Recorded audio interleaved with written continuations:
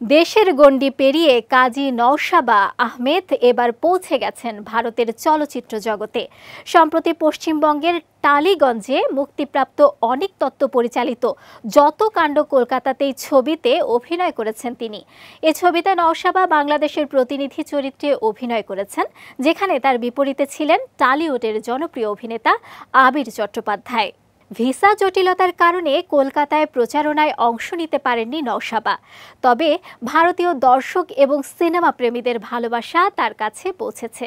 সামাজিক যোগাযোগ মাধ্যমে নওশাবা জানিয়েছেন, এই ছবিতে তার অভিনয়ের জন্য ভারতীয় অভিনেত্রী শ্রীলেখা মিত্র একটি ভয়েস মেসেজ পাঠিয়েছেন।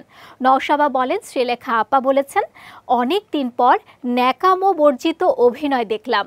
এটি আমার কাছে কোনো পুরস্কারের চেয়ে কম নয়।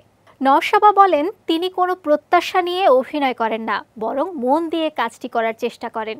পরিচালক অনিক দত্তের আমন্ত্রণে অডিশনের মাধ্যমে নওশাবা ছবির জন্য চূড়ান্ত হন এবং 2024-এর সেপ্টেম্বর থেকে শুরু হয় শুটিং। নওশাবার অভিনয় শুধুমাত্র ব্যক্তিগত সাফল্য নয়, বরং এটি দুই বাংলার শিল্প সংস্কৃতি সুন্দর মেলবন্ধনের প্রতীক। বাংলাদেশের এই অভিজ্ঞ অভিনেত্রী যখন নিজের কাজ দিয়ে ভারতীয় দর্শককে মুগ্ধ করেন, তখন তা দুই দেশের শিল্পপ্রেমীদের জন্য অনুপ্রেরণার উৎস হয়ে ওঠে।